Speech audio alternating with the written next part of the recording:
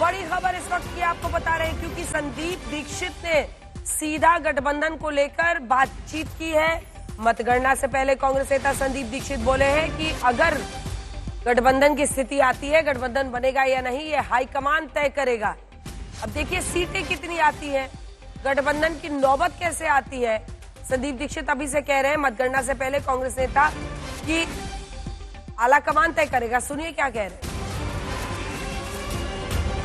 अब आज तो काउंटिंग करने दीजिए, पता करें कौन जीतता है। सबको शुभकामनाएं। अरविंद केजरीवाल आज आप मात दे पाएंगे उनको सर? देखते हैं, अब आप 2 घंटे में पता चल जाएगा। आज कोई राजनीति है, आने दीजिए, 2 घंटे में चुनाव आने दीजिए रिजल्ट। आप कुछ नहीं, अभी आज तो काउंटिंग करने दीजिए, पता करें कौन जीतता है। सबको शुभकामनाएं। अरविंद केजरीवाल आज आप मात दे पाएंगे उनको सर? देखते हैं, अब आप 2 घंटे में पता चल जाएगा। आज कोई राजनीति है, आने दीजिए, 2 घंटे में चुनाव आने दीजिए रिजल्ट। गठबंधन बनेगा या नहीं आलाकमान तय करेगा। लीजिए आशुतोष, अभी पिटारा खुला नहीं और अभी से ही चर्चा हो गई है।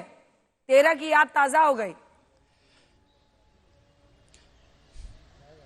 मुझे 2013 की वही सुबह याद आ रही है कि जब अचानक जैसी चीज़ें आई और ये कहा गया कि समर्थन आएगा। हालांकि जिस दिन ये औपचारिक खबर आई थी उस रात को ये पता चल गया था कि अंदर खाने की बात है कि कांग्रेस समर्थन देगी। आम आदमी पार्टी बड़े पशुपेश में थी कि करें तो करें क्या, समर्थन लेकर के सीधे कैसे जाए, क्योंकि उन्हीं के खिलाफ तो चुनाव लड़ा है। और तब ये बाद में उस समय पीएसी की बैठक जो हुई थी उसमें तय हुआ कि जनता से पूछ लेते हैं, कम से कम एक प्रक्रिया का पालन हो जाएगा। जाहिर है उस समय एक स्टार्टअप थी आम आदमी पार्टी, बहुत सारी चीज़ों को लेकर के सवाल थे, बहुत सारी चीज़ों के बारे में पता नहीं था। लेकिन अब तो राजनीति है, बिल्कुल किसी संभावना से इनकार नहीं किया जा सकता है। लेकिन जो जानकारी मेरे पास है उसके मुताबिक अभी तक कम से कम आम आदमी पार्टी में किसी तरह की चर्चा हुई ही नहीं गठबंधन तक। यहां तक कि हंसी मजाक मुझे याद है, मैंने कई बड़े नेताओं से कम पिछले 2-3 दिनों में जब मिलता रहा चुनाव के बाद क्या करेंगे, जरूरत पड़ सकती है तो कांग्रेस के साथ तो पहले ही हो चुका है। उनमें एक बड़े तबके का यह मानना है कि इस बार विपक्ष में बैठना ज्यादा बेहतर है, बल्कि किसी तरह की ऐसे गठबंधन लेना, क्योंकि दिल्ली में एक तरफ यहाँ ऐसे ही देखें, यहाँ क्या होता है कि सिस्टम जीतने वाली पार्टी के पास हो जाता है, सरकार तो वो पार्टी जीत जाएगी,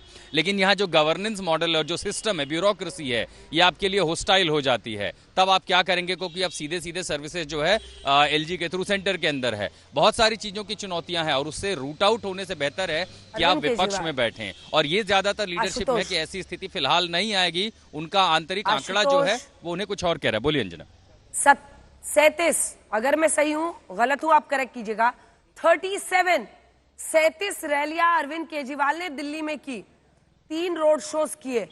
इस बार उनको भी पता है अगर इस बार जनता ने साथ नहीं दिया तो ये जेल जाने वाला, मुझे टारगेट किया जाने वाला, मुझको काम नहीं करने, सारे आरोप बेबुनियाद साबित हो जाएंगे। उनके खुद पर, उनकी पार्टी के अस्तित्व पर सवाल खड़ा हो जाएगा, क्योंकि कोर्ट तक ने कह दिया कि अगर आप शराब घोटाले में पार्टी बना रहे हैं तो आप आम आदमी पार्टी को भी पार्टी बनाइए। ऐसे में पार्टी का अस्तित्व, खुद उनका अस्तित्व किस तरह से दांव पर है। मुझे कई एनालिस्ट कह रहे थे कि जैसे 2013 में उन्होंने चुनाव लड़ी थी उस तरह की ताकत उन्होंने झोंकी है। 37 रैलीज इस बार दिल्ली में।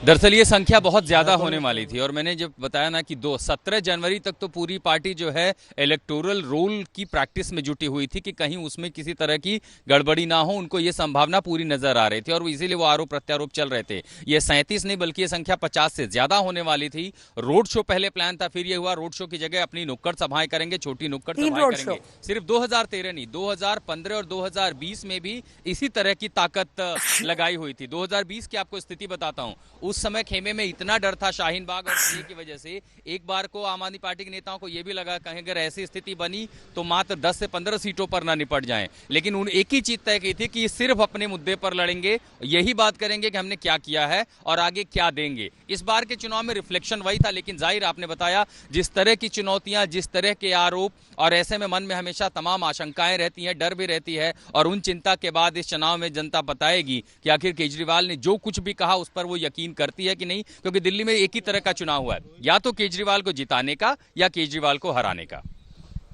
महारानी बाग से हमारे सहयोगी इस वक्त सईद अंसारी जुड़ गए हैं काउंटिंग सेंटर से। सही जल्दी से वहां का नजारा दिखाइए, क्योंकि सब इंतजार कर रहे हैं आपका, मैं भी इंतजार कर रही थी। सुबह सवेरे से हम लोग बैठे हैं, आप भी पहुंचे काउंटिंग सेंटर, जरा जल्दी से दिखाइए किस तरह की सुगबुगाहट। घर घर में आज चर्चा है दिल्ली के चुनावी नतीजों की। सईद, बिल्कुल अंजना, आप तो सुबह 6 बजे से बैठ गई हैं और इंतजार भी कर रही हैं। देखिए, हम जल्दी से आपको काउंटिंग सेंटर का नजारा यहाँ पर दृश्य दिखा देते हैं। और यहाँ देखिए भीड़ लग गई है, पोलिंग एजेंट्स हैं, सारे कैंडिडेट्स आ गए हैं। और ग्रेटर कैलाश, कालका जी और जंगपुरा 3 सीटों की यहाँ पर मतगणना होनी है। सौरभ भारद्वाज आम आदमी पार्टी, शिखा रॉय और सिंघवी, ये 3 ग्रेटर कैलाश से हैं। कालका जी से मुख्यमंत्री आतिशी, रमेश विधोड़ी, अलका लांबा, तीनों बड़े नाम हैं और जबरदस्त चर्चा में तीनों रहते हैं और रहे भी हैं इस बार। आप जानती हैं, पूर्व उप मुख्यमंत्री मनीष सिसोदिया, तरविंदर सिंह मारवा, फरहाद सूरी, जंगपुरा, ये तीनों सीटें जो हैं वो काफी महत्वपूर्ण यहाँ पर हैं। और इन तीनों सीटों पर मुकाबला जो है वो बहुत खतरनाक है, बहुत जबरदस्त मुकाबला है। सुरक्षा व्यवस्था जबरदस्त कड़ी है। अंदर काउंटिंग सेंटर में अंजना सिर्फ एजेंट्स को जाने दिया जा रहा है और वो लोग जा रहे हैं। देखिए, कैंडिडेट्स के पहुंचने का सिलसिला भी यहां पर जारी है और वरिष्ठ पुलिस अधिकारी, निर्वाचन आयोग के अधिकारी, कर्मचारी सब यहां पर पहुंच रहे हैं।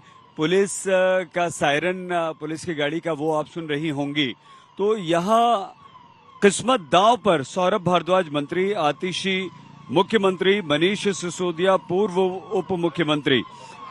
देखना होगा कि किस तरह से कालका जी सीट पर आतिशी, रमेश विधोड़ी, अलका लांबा, तीनों के बीच जबरदस्त मुकाबला है। और वो मुकाबला जिस तरह का है, वहां पर न सिर्फ चुनाव को लेकर गहमा गहमी रही, तीनों के बीच आरोप प्रत्यारोप रहे, बल्कि गाली गलौज तक की बात आई। आतिशी रोई थी, आपको बहुत अच्छी तरह से याद होगा, जब रमेश विधोड़ी ने उनके पिताजी को लेकर एक टिप्पणी की थी। तो पुलिस प्रशासन की मौजूदगी है, सारे जो कैंडिडेट्स हैं उन कैंडिडेट्स के पोलिंग एजेंट्स यहाँ पर मौजूद हैं। तीनों काफी महत्वपूर्ण सीट है और इन महत्वपूर्ण सीटों की जानकारी हम आपको देते रहेंगे। बस घंटे भर का इंतजार है अंजना। सईद, तो जैसे ही हमें पता सईद जी को दिखाइए जरा मेरे साथ, पीछे किसको कितने वोट। सईद जी, जो हाई प्रोफाइल सीटें हैं दिल्ली की, उसमें नई दिल्ली सीट पर जितने लोगों की रुचि है उतनी ही कालका जी सीट पर है। ठंड बहुत ज्यादा है, अपना ख्याल रखिएगा, बल्कि अपना बहुत ख्याल रखिएगा। आइए जल्दी से चलते हैं हमारे सामान्य आपकी तकिया कलाम। बहुत धन्यवाद। हमने सोचा कि आप पर ही आज आप भी प्लीज अपना ख्याल रखिएगा।